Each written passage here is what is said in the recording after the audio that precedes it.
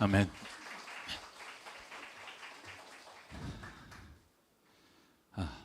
우리 새삼교회 성도 여러분 주의 이름으로 축복합니다. 또 사랑합니다. 네.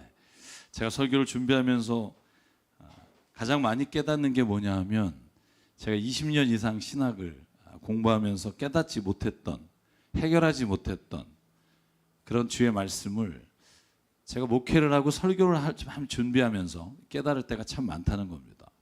오늘도 제가 이 말씀을 꽤 오랫동안 고민하고 생각했던 질문에 대해서 하나님께서 말씀을 준비하는 가운데 주신 음성과 같은 이야기를 오늘 좀 나누게 되어서 얼마나 감사한지 모릅니다. 여러분, 우리의 일상은요, 어쩌면 정의와 사랑 사이에서 갈등하고 더 선택하는 삶이라고 말할 수 있습니다. 잘 이해가 안 가신다고요? 여러분, 아침에 자녀들 학교에 보낼 때를 떠올려 보시죠. 알람이 수차례 울려도 일어나지 않고요. 허구한 날 엄마가 깨울 때마다 짜증을 내고, 그리고 일어나지 않는 자녀를 대할 때 어떤 땐 진짜 따끔하게 학교 못 가는 일을 한번 경험하게 하리라. 그죠? 그래서 얘로 하여금 올바른 게 뭔지를 깨닫게 하겠다. 이런 정의를 가지고 이 아이를 대하고 싶은 마음이 들 때가 있을 겁니다. 그래서 진짜 인생의 올바른 삶의 자세가 뭔지를 한번 좀 가르치고 싶다, 이런 생각이 들지 않으십니까? 애들이 그렇게 다 좋으세요? 말 잘 듣고 벌떡벌떡 일어나고. 그런데 한편으로는요, 아직 어린데 정말 일어나기 얼마나 힘들까. 얘가 진짜 일어나는 게, 아이고 이런 학교 가는 게 참 안 됐다라는 생각이 들어서 아무리 짜증을 내도 물수건으로 얼굴 세수시키고 밥을 돌아다니면서 억지로 떠먹이고, 여러분, 그리고 학교에 차에 실어 보내잖아요. 그렇죠? 학교에 가는 게 아니에요. 제가 볼 때 거의 실어 보내요. 뭐 학교 가서 깰지는 모르겠지만 사랑으로 아이를 정말 언제까지든 끝까지 정말 대해줄 건가. 여러분, 이 모든 선택이요, 우리의 삶에 어쩌면 사랑을 선택할 건가 정의를 선택할 건가의 갈등이기도 합니다. 여러분, 회사에 출근하면 안 그렇습니까? 회사에 출근하면 함께 일하는 동료가 잘못된 행동을 할 때, 혹은 불의한 요구를 할 때, 진짜 이걸 정의의 이름으로 한번 위에다 말을 해?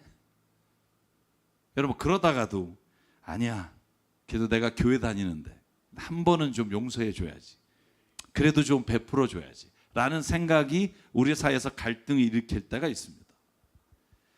여러분, 어떠신지 모르겠습니다. 그런데 타인문만 그런가? 그렇지 않습니다. 생각해 보면 나 자신에 대해서도 마찬가지입니다. 때로는 나를 사랑하는 마음, 이게 잘못된 사랑일지라도 그 마음 때문에 자기가 원하는 욕심과 욕망을 충족시키기 위해서 애쓰고 삽니다. 그런데 어떤 때는요, 자기 자신에 대해서도 내가 이렇게 살면 안 되는데 라는 정의의 잣대를 들이대서 절제하려고 애쓰기도 합니다. 이 둘이 살아가는 순간순간마다 얼마나 충돌하는지 모릅니다. 여러분, 특별히 그리스도인은요, 주변 사람이 좀 정의를 들이대려고 하면 교회 다닌다며, 사랑하자며 이러면서 또 오히려 비아냥거리고, 우리로 하여금 옳은 걸 행하는데도 불구하고 부당하게 말할 때가 있습니다. 억울해요. 어떻게 해야 될까요? 어떻게 사는 게 타인의 무례함과 잘못과 실수를 용서해 줄 때와, 어떨 때는 그것을 따끔하게 정의의 이름으로 다스려야 되는지 갈등할 때가 있습니다. 여러분, 성경은 사랑과 정의에 대해서 뭐라고 말할까? 여러분, 많은 사람들이 이 주제를 가지고 논문도 쓰고 글을 쓰고 공부를 합니다. 그런데 참 쉽지 않아요. 오늘 저희가 짧은 시간이지만 성경에서 어떻게 사랑과 정의를 적용하고 살라고 말씀하시는지, 내 삶의 자리에서 어떻게 하면 이것이 조화를 이룰 수 있을지를 한번 이야기 나누려고 합니다. 여러분, 저희가 읽은 레위기 12장은요 참 독특해요. 왜냐하면 그 안에 정의라는 이름과 사랑이라는 이름이 아무런 갈등 없이 서술되어 있기 때문에 그렇습니다. 여러분, 오늘 본문 한번 보실까요? 15절, 재판할 때 공정하게 해라. 근데 거기에 뭐가 들어가냐 하면, 어떤 사람이 가난하다고 해서 두둔하지 마라. 그 사람이 뭔가 어려운 처지에 있어서 그런 일을 할 수밖에 없었다는 동정이 너희의 공정함을 흐려서는 안 된다. 마치 레미제라블의 장발장처럼 배고파서 훔친 것도 훔친 것이다 라는 게 정의의 잣대예요. 여러분, 그런데요, 저희가 성경을 읽어보면 신명기 26장 12절에 하나님이 이렇게 부탁해요. 너희가 모든 수익을 벌었을 때 너희의 수익의 11조를 떼서 가난한 사람, 고아와 과부에게 너희들이 마음껏 먹을 수 있게 나눠줘라. 이게 하나님이 기뻐하는 것이다. 사랑의 법과 정의의 법이 하나님 안에서는요, 갈등을 일으키지 않고 하나님 안에서 조화를 이루는 모습들을 보게 돼요. 그러면 어떻게 하라는 말입니까? 여러분, 우리가 이 질문을 던질 수밖에 없어요. 그래서 오늘 저희가 읽은 본문 19장 18절 마지막 절에 뭐라고 말하냐면 이렇게 말해요. 한 백성끼리 양심을 품거나 원수 갚는 일이 없도록 해라. 다만 너는 너희 이웃을 내 몸처럼 사랑하여라. 나는 주다. 이 말씀을 예수님이 인용해서 말합니다. 내 이웃을 내 몸과 같이 사랑하라. 이 말은 예수님이 한 말이 아니에요. 하나님이 본래 우리에게 율법을 주실 때 그 율법과 함께 주신 게 사랑의 법이에요. 여러분, 그렇다면 진짜 정의와 사랑이 무엇이길래 성경에서는 혼돈이나 갈등이 없이 하나님께서 이렇게 말씀하실 수 있는 걸까요? 우린 진짜 복잡해 죽겠는데. 여러분, 사전을 찾아보면 정의란 단어를 이렇게 규정합니다. 정의란 개인 간의 올바른 도리 혹은 사회를 구성하고 유지하는 공정한 도리, 이게 정의라는 거예요. 그런데 여러분, 사랑이란 단어를 찾아보면 이렇게 쓰여 있습니다. 어떤 사람이나 존재를 몹시 아끼고 귀중히 여기는 마음 또는 그런 일, 이걸 사랑이에요. 쉽게 요약하면 이런 거예요. 정의란 사람과 사람 사이에 마땅히 지켜야 될 도리를 정의라고 말하고, 사랑이란 우리가 어떤 사람을 바라볼 때 그를 귀하게 여기는 거, 소중하게 여기는 마음을 사랑이라 그래요. 이거 하나로 요약하면 이렇게 말할 수 있어요. 정의란 사람 사이에서 도리를 지키도록 이끌어가는 것이고, 사랑이란 그 도리를 지켜야 되는 이유가 어디에 있는지를 보여주는 거예요. 사람을 귀하게 여기기 때문에 그 도리를 지키는 거, 이게 사랑과 정의에 대한 사전적 의미입니다. 사랑 여러분, 사랑과 정의는 그래서 성경 안에서는 아무 문제가 없어 보여요. 여러분, 제가 한번 예를 들게요. 예를 들지 않으면 우리가 이해하기 어렵잖아요. 여러분, 운전을 해요. 신호등에 빨간불이 딱 들어와요. 그리고 멈춥니다. 차들이 다 멈춰요. 이게 사람과 사람 사이 지켜야 될 도리예요. 그러지 않으면 질서가 깨지고요, 혼란스럽고요, 그리고 무질서한 상태에서 우리가 너무나 힘든 삶을 살게 돼요.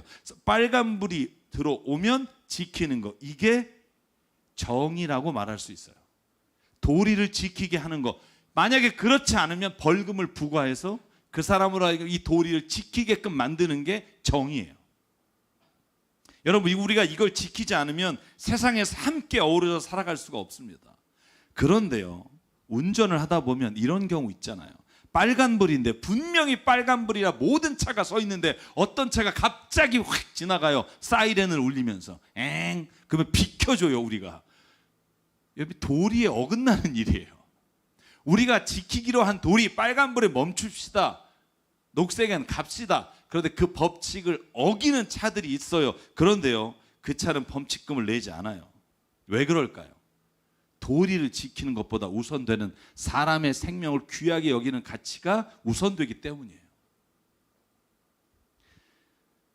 사랑, 다시 말해서 인간을 귀중하게 여기는 마음을 지키기 위해서 때로는 정의라는 도리를 어겨야 할 때가 있다는 거예요. 이게 정의와 사랑과의 관계를 저는 설명한, 좀 이해하기 쉬운 예라고 생각해요. 그런데 여러분, 한번 생각해 보십시오. 만약에 빨간 신호가 켜졌는데 모든 차가 사이렌을 울리면서 지나간다고 생각해 보세요. 여러분, 요즘 그런 차들 있잖아요. 레카차, 아니면 무슨 어느 건물을 지키는 무슨 세이컨 같은 차들, 자기 마음대로 올려놓고 가잖아요. 근데 모든 차가 만약에 그렇게 된다, 여러분, 그러면요, 사랑이 아니라 무질서가 돼요. 혼란스러워지고 사람의 귀중한 가치를 오히려 잃어버리게 돼요.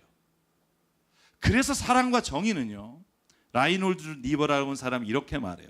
도덕적 인간과 비도덕적 사회라는 책에서 이렇게 규정을 해요.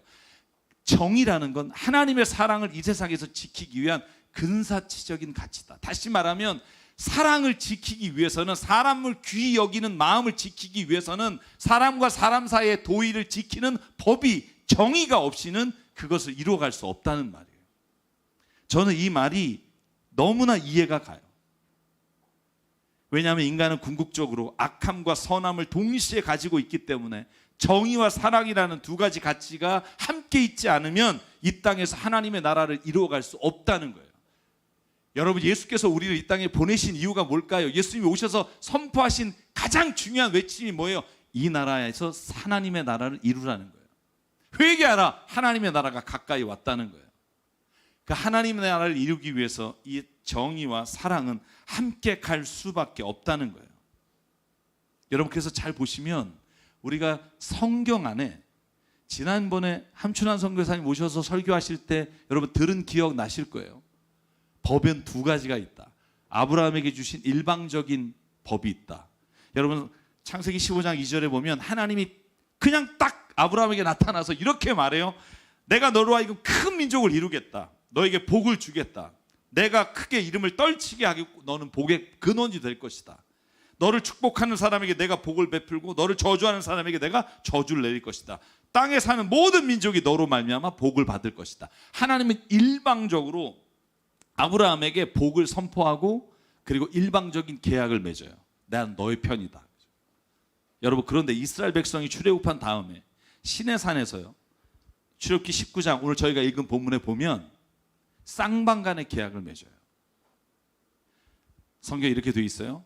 이제 너희가 정말로 내 말을 듣고 내가 세우신 언약을 지키면 너희는 모든 민족 가운데 나의 보물이 될 것이고 온 세상이 다 나의 것이다. 그러므로 너희는 내가 선택한 백성이 되고 너희의 나라는 나를 섬기는 제사장이 되고 너희는 거룩한 민족이 될 것이다. 조건이 있어요. 너희가 내 말을 지키면 이에요. 왜 이렇게 아브라함에게 주신 법과 이스라엘 민족에게 주신 법이 다를까요? 성경을 연구하는 학자들은 이렇게 봅니다. 아브라함과 족장 시대는요, 그들이 서로 양보하면, 서로 사랑이라고 하는 것으로 서로가 서로에게 배려하면 유지될 수 있는 족장 시대의 규모였다는 거예요.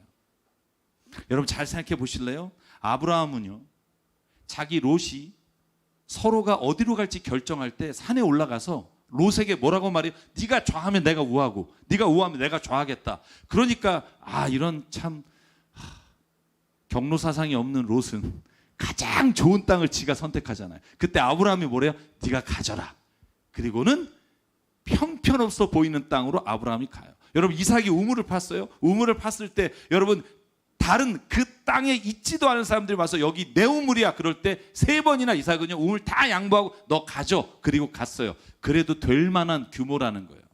그래도 여러분, 출애굽할 때 200만이 나왔어요. 여러분, 200만이라는 숫자가 사랑이란 법으로 서로가 양보하면서 서로가 배려하면서 살아갈 수 없는 공동체의 규모예요. 그 규모에는요, 이 법이라는 것이, 정의라는 게 없으면 사랑이라는 가치가 유지될 수가 없는 규모의 나라를 이루게 된 거예요. 여러분, 그래서 하나님께서는 이스라엘 백성에게 법을 주시면서 이 법을 지키는 자를 내 민족, 내 나라, 내 백성이 될 것이다. 여러분, 그러므로 하나님이 이 정의라고 하는 법을 주셨을 때도요, 사랑이라고 하는 원칙 안에서 주신 거라는 걸 잊지 말아야 됩니다. 여러분, 그래서 성경에는요, 늘 두 가지가 함께 있어요. 여러분, 아모스 선지자가 이스라엘 백성에게 회개하고 돌아오라 라고 말할 때 5장 22절에 보면 이렇게 말해요. 네가 나에게 번제물을 바치고 곡식을 바쳐도 나는 진짜 너의 제물을 받지 않겠다. 다 집어치워라. 너희는 다만 공의가 물처럼 흐르게 하고 정의가 마르지 않는 강처럼 흐르게 하라. 하나님이 예배하는 것보다 중요하게 여긴 게 정의라는 거예요. 그걸 지키지 않으면서 하나님을 사랑한다고 말도 안 되는 소리 하지 마라. 너희는 정의 없이는 나에게 올 수 없다.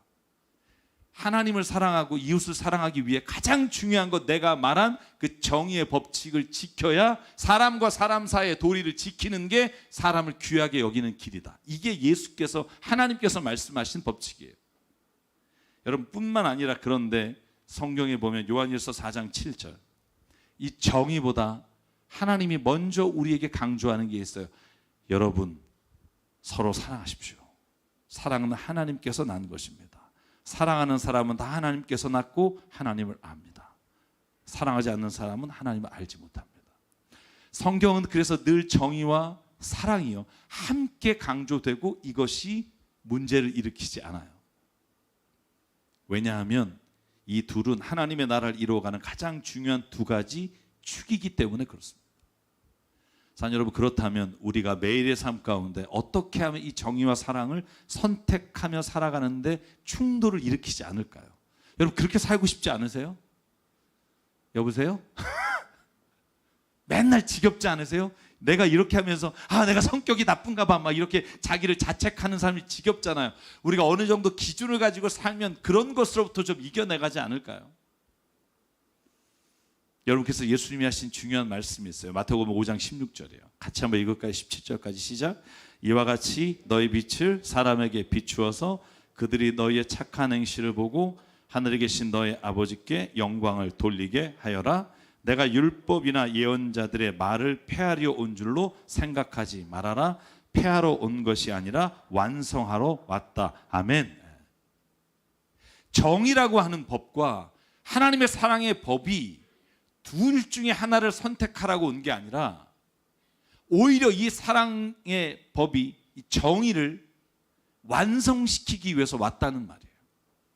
그러면서 6가지의 옛 모세에게 주셨던 말씀과 예수께서 새로운 말씀을 가지고 설명하시는 장이 마태복음 5장의 산상수훈이에요.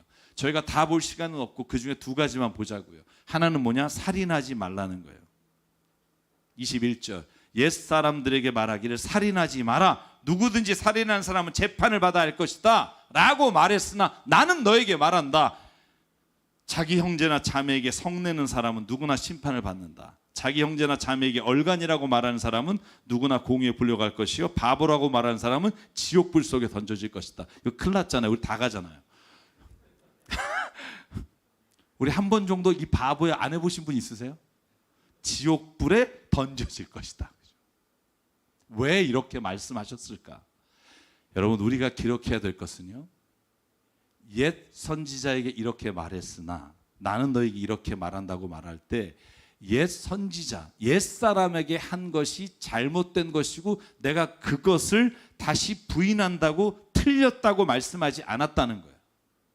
살인하지 마라. 그것으로 인해 네가 당연히 재판을 받게 될 것이다 라는 건 여전히 유효하다는 거예요. 왜?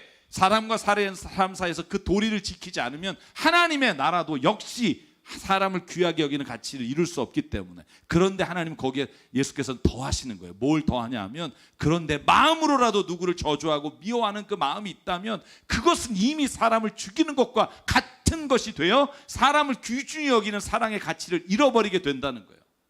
아무리 겉으로는 사람에게 잘한다 하더라도 네 마음 안에서 그게 있다면 하나님이 진짜 귀하게 여기시는 가치, 사람을 귀하게 여기며 그를 가장 존귀하게 여기는 마음을 지킬 수 없기에 예수께서 말하는 거예요. 그러므로 남을 향해 비난하거나 저주하거나 바보라고 말하거나 남을 함부로 대하지 말라. 그것도 역시 살인과 같은 것이다.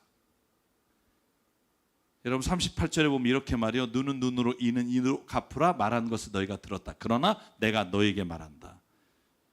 악한 사람에게 맞서지 마라. 오른쪽 뺨을 때리면 왼쪽 뺨을 때라. 제가 제일 싫어하는 말 중에 하나입니다. 너를 걸어 고소하여 속옷을 가지는 사람에게 겉옷까지 줘라. 너더러 억지로 오리를 가져면 십리를 가자. 예수가 왜 이 말 하셨을까요? 눈에는 눈, 이에는 이가 틀렸기 때문이 아니라는 거예요. 그 말씀을 하신 적은 없다는 거예요. 여전히 눈에는 눈, 이에는 이는 사회를 지키기 위해, 정의를 지키기 위해 여전히 유효한 법이에요. 그 법이 틀렸기 때문에 예수께서 오리를 가자면 십리를 가고 속옷을 달라면 겉옷을 주라고 말씀하시는 게 아니라고요. 그런데 예수님이 말씀하는 거예요. 그런데 우리가 사랑할 사람, 사랑할 가치가 있는 사람만 사랑한다면 그건 누구나 할 수 있는 거 아니겠니? 진짜 사람을 귀하게 여긴다는 건 아무리 우리의 눈에 보기에 가치 없어 보이더라도 그도 하나님이 창조하신 귀한 사람이라는 마음이 있다면 그때 우리가 법으로 행했던 정의가 사랑으로 완성될 수 있는 것이다. 할렐루야. 그것을 우리에게 주님이 요구하시고 말씀하십니다. 옛사람들은 하나님이 하신 살인하지 말라, 간음하지 말라, 눈에는 눈, 이에는 이라는 말이 틀린 게 아니라 여전히 유효하나 거기에 사랑의 법을 더해야 하나님의 나라가 완성된다는 말씀이에요. 사랑성도 여러분, 우리는 살인을 하지 말라는 계명을 지켜야 됩니다. 그런데 사람과 사람 사이에 도리를 지키지 않는 사람들에게는 그리고 적용을 정의라는 이름으로 해야만 합니다. 그러나 그것이 사람을 귀하게 여기는 가치보다 앞설 수는 없다는 것을 잊지 마십시오. 사랑 여러분, 그래서 예수님은요, 아이러니하게 정의의 잣대를 누구에게 적용하는 줄 아세요? 바리새파와 율법학자들이에요. 사랑의 법을 누구에게 적용하는 줄 아세요? 창녀와 세리예요. 예수님이 이렇게 차등해서 적용하는 데는요, 하나님의 의도가 있어요. 율법학자나 바리새파는 저주받아 나쁜 놈이고 창녀와 세리는 좋은 사람이라 그렇게 말씀하시는 게 아니라는 걸 우리는 성경을 통해서 알 수 있어요. 여러분 한번 보실래요? 예수께서 하신 말씀 가운데 마태복음 23장 25절입니다. 율법학자와 바리새파 사람들에게 예수께서 말해요. 이 위선자들아, 너에게 화가 있을 것이다. 너희는 잔과 접시의 겉은 깨끗하지만 그 안은 탐욕과 방종으로 가득 채우기 때문이다. 눈먼 바리새파 사람들아, 먼저 잔 안에를 깨끗하게 해라. 그리하면 그 겉도 깨끗하게 될 것이다. 여러분, 이러면서 예수님이 6번 반복해서 율법학자와 바리새파를 향해 화 있을진저 지옥이 너희에게 있다라고 말씀하십니다. 왜? 그들은요, 사람을 귀하게 여기는 사랑의 가치를 잃어버리고 자신의 종교적 신념으로 사람을 저주하고 판단하고 정죄하는 삶이 익숙해져 있기 때문이에요. 정의라는 것 때문에 사랑을 잃어버린 가치, 사랑을 잃어버린 사람에게 주님은요, 똑같이 정의라는 이름으로 그들을 향해서 선포하신다고요. 왜? 그들이 깨닫게 하시려고. 여러분, 율법학자와 바리새파는 구원 못 받는다라고 말하면 잘못 이해한 거예요. 여기서 뭐라고 말해요? 예수님이 이렇게 말씀하시잖아요. 먼저 잔 안을 깨끗이 하라. 그러면 겉에도 깨끗하게 될 것이다. 그들도 회개하면 다시 하나님의 그 가치를, 사랑을 받아들이면 하나님이 그들도 하나님의 자녀의 길로 들어가게 하신다고 저는 믿습니다. 살인자도 구원하시는 하나님께서 바리새파 사람들을 저주와 지옥의 권세 아래 두시겠습니까? 여러분, 그런데요, 가늠하다 현장에 잡힌 여인, 모두가 돌을 들어 죽이려고 하는 여인에게 예수께서는요, 사랑의 법을 말씀하세요. 그녀에게 이렇게 말합니다. 요한복음 8장 10절. 예수께서 몸을 일으키시고 여자에게 말씀하셨습니다. 여자여, 사람들은 어디에 있느냐? 너는 정죄할 사람이 한 사람도 없느냐? 여자가 대답했다. 주님, 한 사람도 없습니다. 모두가 다 돌을 놓고 떠나간 후입니다. 예수께서 말씀하십니다. 나도 너를 정죄하지 않는다. 가서 이제부터는 다시는 죄를 짓지 말아라. 여러분, 자신의 죄로 인해 괴로워하고 고통당하며 심지어는 그 자신을 저주하는 사람에게 가셔서 사랑의 법으로 그를 회복시켜 주세요. 왜냐하면 그녀에게 지금 사랑의 법이 필요하기 때문에. 그러나 예수님 말씀하세요. 다시는 죄를 짓지 마라. 그 행위가 옳다고 말씀하시는 게 아니에요. 정의의 이름으로는 너가 판단받아 마땅하나 하나님의 사랑의 법으로 너를 바라보니 내가 너를 정죄하지 않는다. 다시는 죄를 짓지 않아 너로 하여금 그 죄로부터 해방되는 은혜가 있기를 원하노라. 아멘. 그래서 여러분, 예수께서는 정의의 법을 적용하는 사람과 사랑의 법을 적용하는 사람을 이렇게 일꾼에 대한 비유로 말씀하세요. 제가 다 읽을 수는 없고 마태복음 20장에 보면 이런 내용이잖아요. 아침 9시에 가서 일한 사람이나 마지막 오후 5시에 가서 1시간 일한 사람이나 똑같은 임금을 나눠줘요. 그때 아침 9시부터 땀 뻘뻘 흘리고 일한 사람이 열받죠. 왜? 아니, 똑같은 일당을 주면 기분 나쁘잖아요. 정의롭지 않잖아요. 정의로우려면 아침에 9시부터 온 사람에게 일당 1시간 일한 사람은 n분의 1을 줘야죠. 여러분, 그래서 11절에 그들이 이렇게 말해요. 주인에게 투덜거리며 말했다. 마지막에 온 이 사람들은 1시간밖에 일하지 않았는데 찌는 더위 속에 온종일 수고한 우리와 똑같이 대우를 하실 수가 있습니까? 정의의 법을 들이대요. 그러자 주인이 그들 가운데 한 사람에게 말합니다. 이보시오, 내가 당신을 부당하게 대했습니까? 당신은 나와 한 데나리온 하루 일당에 합의하지 않았습니까? 내가 그 돈을 주지 않았습니까? 당신의 품삯이나 받아가시고 돌아가시오. 당신에게 주는 것과 똑같이 이 마지막 사람에게 주는 것이 내 뜻입니다. 내가 사랑으로 그 일을 베풀기로 내가 마음을 먹은 겁니다. 내 것을 가지고 내 뜻대로 할 수 없단 말입니까? 내가 후하게 주기 때문에 그것이 당신의 눈에 거슬리는 겁니까? 여러분, 저는요, 이 말씀을 통해서 깨닫는 게 뭐냐 하면요, 하나님은요, 정의의 법과 사랑의 법 중에 하나님이 우리의 상황과 우리의 모습을 보시면서 적용하실 때가 다르다는 거예요. 내가 선을 베풀므로 네가 기분이 나쁘냐? 이렇게 물으시는 이유는 뭐냐 하면, 우리의 삶의 자리에서 때로는요, 정의를 대시든 사랑을 대시든 그것은 하나님이 우리 진짜 주님의 자녀로 이끌어 가시기 위해 하나님이 하시는 방법이에요. 그래서 여러분, 때로는요, 죄에게 들어갔을 때 우리는 은혜를 체험하기도 하고 때로는 고난의 길을 가기도 해요. 그런데 그걸 우리가 하나님 토기장이에게 화를 낼 일이 아니라 나를 돌아보게 하시기 위한 하나님의 길인 것을 보면 그것이 마음에 불편하지가 않아요. 왜 하나님 나에게 이렇게 하고 저 사람에게 저렇게 합니까? 이 마음이 이미 그의 마음에서 다른 사람을 정죄하며 판단하는 마음이 앞서기에 하나님의 선하심이 부당하게 여길 때가 있다는 거예요. 여러분, 제가 한번 예를 들어 볼게요. 제가 노숙자 봉사를 할 때였어요. 노숙자분들에게 식사를 제공할 때 이런 논쟁이 있었어요. 봉사하는 사람끼리. 어떤 사람들은 무료로 주자는 거예요. 저렇게 힘들고 어렵게 왔는데 무료로 주자. 근데 어떤 쪽에서는요, 아니라고, 그러면 평생 저 사람들은 얻어먹고 산다고, 1,000원이라도 받자. 그래서 일을 하게 해서 뭔가 일을, 생산적 일을 해서 1,000원이라도 받고 주는 게 저 사람들을 진짜 위하는 거다. 여러분, 이렇게 얘기까지 하는 건 괜찮았어요. 싸움이 일어났어요. 거의 주먹질 수준까지. 율법학자라고 어떻게 1,000원을 받을 생각하냐고. 그 사람이 어떻게 오는 건데 1,000원을 받자는 사람은 저건 지금 사랑이 아니라 무질서하게 만드는 거라고. 세상을, 이 노숙자를 생산해내는 거라고. 여러분, 그걸 보면서 저는요, 그 생각을 해서 이 사람들이 죄인이다. 선을 행하려 하면서도 누군가를 미워하게 되면 그곳엔 하나님이 있지 않아요. 잘 들으십시오. 정답이 뭘까요? 정답은 없어요. 때로는 우리가 그 사람의 모습을 보고 정의라는 이름으로 1,000원을 받는 것도 주의 뜻을 이루어갈 수 있고요. 때로는 진심으로 그들에게 무료로 밥을 줌으로 인해 그들이 진짜 은혜를 체험하고 새 삶으로 갈 수도 있고요. 그 선택은 우리가 하는 게 아니라 1,000원이든 무료든 그 받는 사람이 그거로 인해 회복되는 것이지 우리가 정하는 게 아니라고요. 저는 교회를 하면서 이런 일들을 종종 경험해요. 좋은 방법을 서로 하자면서 싸워요. 그러면 저는요, 그건 안 하는 게 좋다고 생각해요.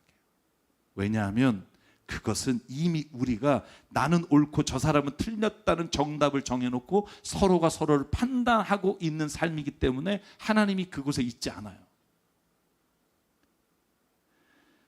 하나님이 이 두 가지 중에 어느 걸 선택하실까? 하나님도 때로는 정의의 잣대를, 때로는 사랑의 잣대를 가지고 우리를 대하신다고 믿어요. 그래서 여러분, 요나는요, 니느웨로 가지 않겠다는 그것 때문에 그가 바다에 빠져서 고난을 경험하고 다시 니느웨로 가서 복음을 선포해요. 하나님이 요나가 미워서 그랬을까요? 아니, 요나가요, 그 정의의 잣대로 깨닫게 하시기 위한 은혜가 거기에 있다고 전 믿어요. 처참하게 살 길을 잃어버린 다윗과 같은 그런 자리에 있는 자에게 하나님은 가셔서 그를 치유하시고 돌보시고 그를 다시 회복할 힘을 주신다고요. 왜? 그만 사랑하셔서가 아니라 그는 지금 하나님의 사랑의 법이 너무나 필요한 사람이기 때문에. 가장 중요한 건 선한 일을 한다고 하면서 내 의의를 드러내는 게 아니라 그 일을 통해 하나님의 역사와 하나님의 뜻이 일어나길 바라는 삶. 저는 그게 우리가 가야 될 우리의 길이라고 믿습니다. 제가 마지막으로 상담한 이야기 하나 드릴게요. 제가 여러분과 이런 상담을 자주 하게 됩니다. 나를 사기를 친 사람을 고소할까요 말까요? 나한테 안 물었으면 좋겠어요. 하고 싶으면 하시고 안 하고 싶으면 안 하셨으면 좋겠어요. 기독교인으로서 이렇게 하는 게 옳은 걸까요? 그럼 제가 뭐라고 대답을 하겠어요? 이미 본인이 기독교인 이러면 안 된다는 생각을 가지고 와서 그런데 하고 싶어. 그래서 목사가 하라면 좋을 것 같은 마음을 가지고 온 거예요. 눈을 보면 알아요. 그죠? 제가 그렇게 말씀드려요. 만약에 나를 사기친 사람, 그 사람을 고소한다고 해서 자매님 혹은 형제님이 죄를 범하는 건 아닙니다. 정의를 때로는 우리가 실천해야 될 때가 있습니다. 죄를 범한 사람을 그대로 뒀을 때 더 큰 죄를 범할 수 있기 때문입니다. 누군가를 사기죄로 고소하는 게 죄가 아닙니다. 그건 성경 안에서 할 수 있다고 말씀하신 하나님의 법입니다. 그러니 그걸 가지고 힘들어하지 마십시오. 그런데 만약에 사기를 당했지만 혼자서 감수할 수 있고 용서할 마음을 주셨다면 사랑의 법을 그에게 적용하셔도 저는 좋다고 생각합니다. 그로 인해서 그가 진짜 변화될 수도 있기 때문입니다. 사랑과 은혜의 감격이 그를 다시 한번 주님을 볼 수 있게 할 수 있기 때문입니다. 어떤 게 옳은 것이냐가 아니라 이 두 가지 중에 어떤 것을 해야 되는지를 주님께 물어보십시오. 여러분, 그래서 저는요, 앞에서 말씀드렸던 아브라함이나 이 작은 단위의 가족에서 법을 들이대는 게 먼저인 경우는 불행한 일이에요. 거기엔 사랑의 법으로 우리가 서로를 서로 아끼고 배려하는 게 먼저여야 해요. 그럼에도 불구하고 도리가 지켜지지 않는다면 저는 법으로도 할 수밖에 없는 상황이 있다고 생각해요. 왜냐하면 더 중요한 가치를 지키기 위해서 때로는 정의의 법이 필요할 때가 있기 때문입니다. 어떤 결정을 하든지 그 사람을 욕하거나 미워하거나 마음속에서 분노하는 마음으로 하지 마십시오. 왜냐하면 그것은 선을 이루려 하다가 우리가 오히려 선에서 미끌려져 주님으로부터 멀어질 수 있기 때문입니다. 그래서 사도 바울이 이렇게 말합니다. 골로새 3장 13절 같이 한번 읽을까요? 시작. 누가 누구에게 불평한 일이 있더라도 서로 용납하여 주고 서로 용서하여 주십시오. 주님께서 여러분을 용서하신 것과 같이 여러분도 서로 용서하십니다. 이 모든 것 위에 사랑을 더하십시오. 사랑은 완전하게 묶는 띠입니다. 아멘. 그래서 누가 저에게 물어보신다면 먼저 사랑의 법을 적용하실 수 있으면 감사하겠습니다. 그러나 그것을 가지고 너는 왜 사랑의 법을 적용하지 않았냐고 누군가가 정죄한다면 그 사람이 잘못된 겁니다. 왜냐하면 그는 이미 그 안에 정답을 가지고 내가 옳다고 여기기 때문입니다. 그래서 사랑하는 여러분, 우리 교회가 운영위원회가 힘들 때가 있어요. 왜? 의견을 다 들으니까. 그래서 어떤 교인들은 시험에 들어요. 교회가 왜 이렇게 은혜가 없냐? 목사가 말하면 일사천리로 쫙 돼야 되는데 왜 이렇게 대꾸가 많냐? 이러면서 저한테 전화를 하세요. 그럼 제가 말해요. 그게 하나님의 뜻을 이뤄가는 과정이라고. 서로가 다를 수 있다. 이게 인정될 때 우리가 그 안에서 서로가 잘못된 것, 서로가 욕심낸 걸 볼 수 있게 하시는 게 은혜라는 거예요. 여러분, 그래도 도저히 모르겠다. 그럴 때 마지막으로 사도 바울의 말씀을 여러분과 나누고 싶어요. 로마서 8장 26절. 이와 같이 성령께서도 우리의 약함을 도와주십니다. 우리는 어떻게 기도할지 알지 못하지만 성령께서 친히 이루 다 말할 수 없는 탄식으로 우리를 대신해서 간구하십니다. 사람의 마음을 꿰뚫어 보시는 하나님께서 성령의 생각이 어떠한지 아십니다. 성령께서 하나님의 뜻을 따라 성도를 대신하여 간구하시기 때문입니다. 그래서 기도가 필요합니다. 내가 어떻게 해야 될지 모를 때 우리의 마음을 꿰뚫어 보시는 성령님께 간구하십시오. 그러면 주님은 그 어떤 길을 통해서도 협력하여 선을 이루시는 일을 우리로 하여금 이루어 가실 줄 믿습니다. 오늘 이 말씀이 저와 여러분에게 주님의 일을 행하는 하나님의 나라를 이 땅에서 이루어가는데 정말 도움이 되는 주의 말씀 되시기를 주의 이름으로 축복합니다. 그래서 이 찬양 부르고 싶어요. 여러분, 우리가 어딜 가든지 마지막 목적은 뭐예요? 하나님의 나라예요. 하나님의 나라는 뭐예요? 하나님의 선하심과 하나님의 놀라우신 평안과 은혜가 임하게 되는 곳. 정의든 사랑이든 우리가 이 하나님의 나라를 놓치게 되면 우리는 주님 안에 있지 못하는 거예요. 사랑하는 여러분, 오늘 이 찬양 부를 때 그 어디나 하늘나라, 내가 가는 그곳에 하나님의 나라가 오늘 이루어지기를 원합니다. 그 마음으로 자녀를 대하고 교우를 대하고 세상을 살아가는 저와 여러분 되시기를 간절히 바랍니다. 내 영혼이 은총이와 중한 죄짐 얻고 보니 슬픔 많은 이 세상도 천국으로 와도다. 할렐루야 찬양하세.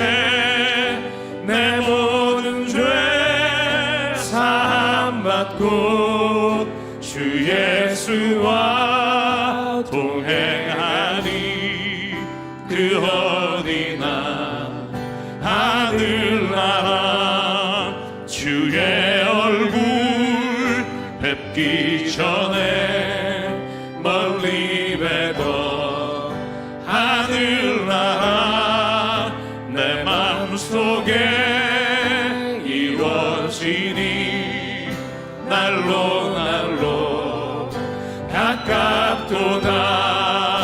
할렐루야 찬양하세. 내 모든 죄 사함받고 주 예수와 동행하니 그 어디나 하늘. 우리 일어나서 3절로 찬양합니다. 높은 산이 거치더니 조막이나 궁궐이나 내 주 예수 오신 그 어디나 하늘나라. 할렐루야 찬양하세. 내 모든 죄 사함받고 주 예수와 동행하니 그 어디나 하늘나라. 우리 함께 기도하실 때 하나님, 내 마음에 주님의 주시는 이 사랑의 법, 한 사람을 귀하게 여기는 가치를 놓치지 않게 하여 주십시오. 하나님, 그러나 때로는 주님이 이 사회 안에 하나님의 나라를 이루시기 위해 사람과 사람 다에 지켜야 할 것을 지키지 못할 때 하나님, 정의를 내 마음으로 내 삶으로 이루어 갈 수 있도록 하나님, 우리를 또한 담대하게 인도하여 주시옵소서. 아버지 하나님, 오늘 이렇게 살기를 소망합니다. 함께 주님 앞에 간구하며 결단하며 함께 기도하겠습니다. 상과 은혜 하나님 감사합니다. 오늘도 주님이 우리를 불러주시고 또 우리 하나님의 뜻 가운데 인도하여 주셔서 아버지, 내 마음과 내 뜻이 하나님 안에서 온전하게 이루어지는 걸 믿습니다. 사랑하는 여러분, 아버지, 정말로 우리의 마음이 하나님을 향하여 나가기를 소망합니다. 사랑하는 주님, 우리가 주님 안에서 날마다 하나님의 법을 따르며 살길 원합니다. 아버지, 내 때로는 정의와 사랑 가운데 어떤 것을 실천하며 살아가든지 주님, 내게 보게 하여 주시고 내가 하나님의 뜻을 이루어서 족하도록 내 이 마음을 풀어 그 예수의 마음이 나에게 그렇게 말씀하시고 나에게 인도하셨습니다. 아버지, 부족한 하나님 주시옵소서. 성령 가운데 지어옵니다. 사랑의 하나님, 때로는 정의라는 이름으로 내 분노와 화를 내며 내가 감정을 억제하지 못하는 경우가 있는 것을 주님 앞에 고백합니다. 정의로 시작했지만 결국은 내 분노로 마치게 되어 처참한 나의 모습을 볼 때가 있음을 고백합니다. 하나님, 그러므로 우리 안에 사랑의 법을 잊지 않게 하시고 이 사랑의 법이 하나님의 일을 이루어가는데 정의보다 앞서지 않게 도와주시옵소서. 그래서 하나님, 우리가 온전히 하나님 안에서 선한 일을 이루어갈 때 아버지 하나님, 선한 일을 하다 도리어 낙심하거나 오히려 주의 뜻에서 멀어지지 않는 자가 되도록 우리를 성령께서 이끌어 주시고 붙잡아 주시고 우리 안에 동행하여 주시옵소서. 오늘도 우리에게 베푸신 생명과 시간과 달란트와 모든 물질이 주님의 것임을 고백하며 주님 앞에 예물로 드립니다. 하나님의 나라와 뜻을 위하여 사용하여 주시옵소서. 이제는 우리 주 예수 그리스도의 은혜와 하나님 아버지의 무한하신 사랑과 성령님의 감동, 감화, 충만, 교통, 위로하심이 오늘 이 시간 하나님의 말씀과 하나님의 뜻을 따라 주님이 주신 정의롭고 주님 안에서 사랑하며 살아가는 삶이 조화를 이루기를 소망하며 삶의 자리로 돌아가는 여기 있는 한 사람 한 사람 머리 위에 그 가정과 일터 위에 주님 세우신 새삼교회 위에 지금부터 영원토록 함께 하시기를 간절히 축원하옵나이다. 아멘.